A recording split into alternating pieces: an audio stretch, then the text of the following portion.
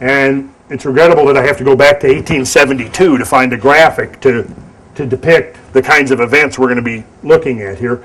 But essentially what you have is an iceberg being carried in a giant river, and that iceberg is carrying a cargo of very large rocks. Now, how you get from an ice cap to melting off in these giant rivers choked with icebergs that are in turn choked with giant rocks, that's the question. That's the interesting part of this whole conundrum. But there it is. They're there. You can't argue with that rock. There's nothing metaphysical about that rock. How about that one? That's sitting up on a hill 400 feet above the current Columbia River. It was floated there on an iceberg. Well, what was it doing on the iceberg? You travel across the prairies of the Pacific Northwest and you see across the fields, you see these huge rocks just scattered. They're called haystack rocks. Well, what's this telling you? Well, picture a rock that size there, and here's a closer up view of it. Here's one reason we know it's in an iceberg. It says sitting right here, note that the boulder rests on a berg mound. That berg mound, you got to picture an iceberg carrying this rock, being carried in the waters of the flood. The flood begins to subside. The iceberg comes to ground. The iceberg melts. All of its gravel that it's entrained in the course of moving across the landscape gets dumped in a mound, and its cargo of a giant erratic boulder gets set right down in the pile of gravel, and that's what you see right there. Now, how big of an iceberg would it take to float a rock like this? Well, you're probably talking about something getting close to the scale of a tanker ship. Nobody wants to bother to move these things. I mean, I think Brad tried but gave up. We tried to get one of those in the SUV and bring it back, but when the flood waters come through, they are so erosive that they literally can shear off 1,000 feet of hills, and that's what you see right here. This was a channel cut where the water came through and literally sliced the hills right off. And look at this scoured rock. You see a lot of this. This is very characteristic of these floods. Here is a beautiful, done hiking around this lake, Rainbow Lake Pass, which is in western Montana. Nice serene lake. Be nice to be out there floating in an inner tube right now, wouldn't it? There it is from the air. Now I've got 4,460 feet above sea level marked right there. What's significant about that? It was because at one point the water was flowing through this pass, and that's the high water mark. Here's the level of the lake, 3,590. So the water was about 900 feet deep, flowing across this mountain pass. This is a mountain pass that separates two basins. On one side is a basin, and on the other side is the Clark Fork River. Here's the basin on the eastern side, and if you look right there, there's the mountain pass that I'm talking about, right there. And if you look at this landscape, it has all the characteristics of a landscape having been produced by mega-scale water flows. There are deltas right here that one would find like typically off of a coastline. There are ripples. You can see the ripples out there. And that line, whoops, there we go. That line there, what does that line represent? That's the high water mark. How deep was the water? Well, you can figure, if the water was 900 feet deep right here, how deep was it here? Well, several thousand feet deep. And now it's farmers' fields, with cattle grazing. And most of the farmers that live there don't even have a clue.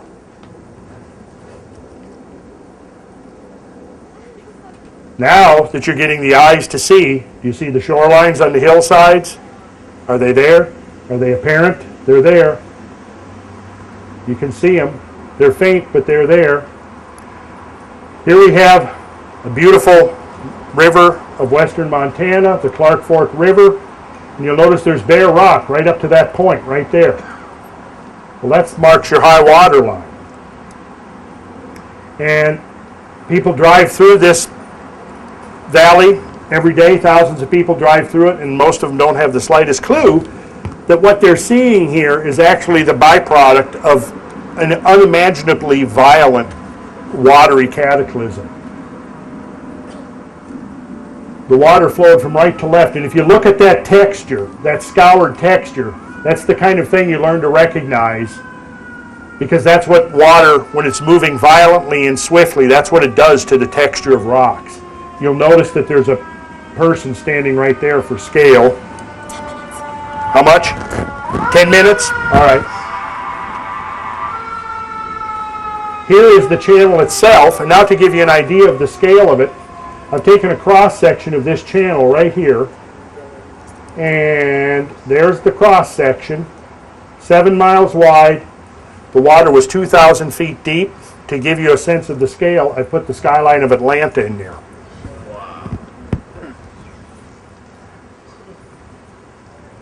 To the correct proportions.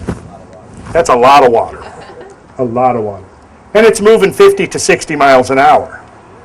You can understand why it did that to rocks. And now we see the same kind of landforms that we saw on Mars. Except these are on Earth. That's what they look like from the ground.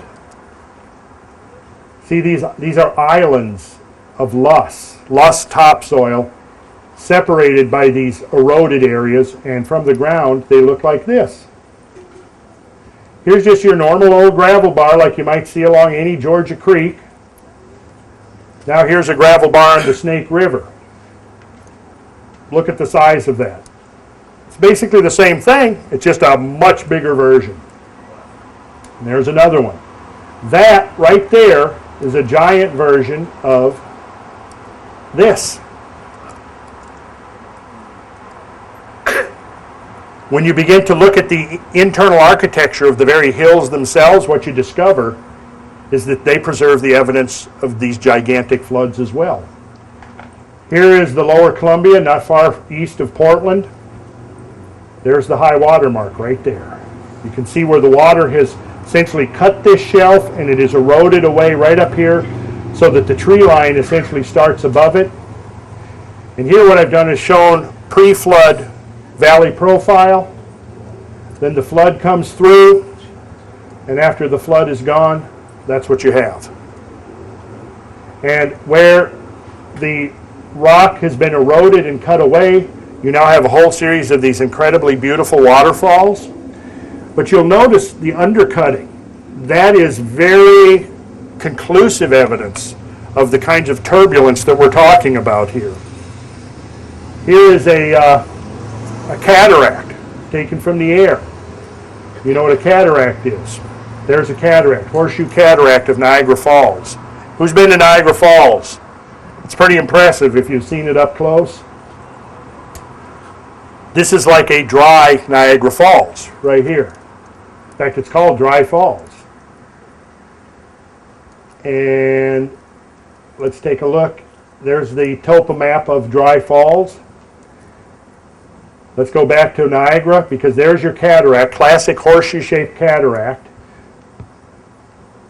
You probably would not want to go over that in a barrel. Okay, now here's Dry Falls Cataract from the ground, the one we've just been looking at from the air. How does this relate in scale to Niagara? Well, I'm going to put Niagara in here at the correct proportion. There it is right there. You got to imagine here a 400-foot deep river moving 60 miles an hour, 5 miles wide. And you'll start getting the idea, won't you?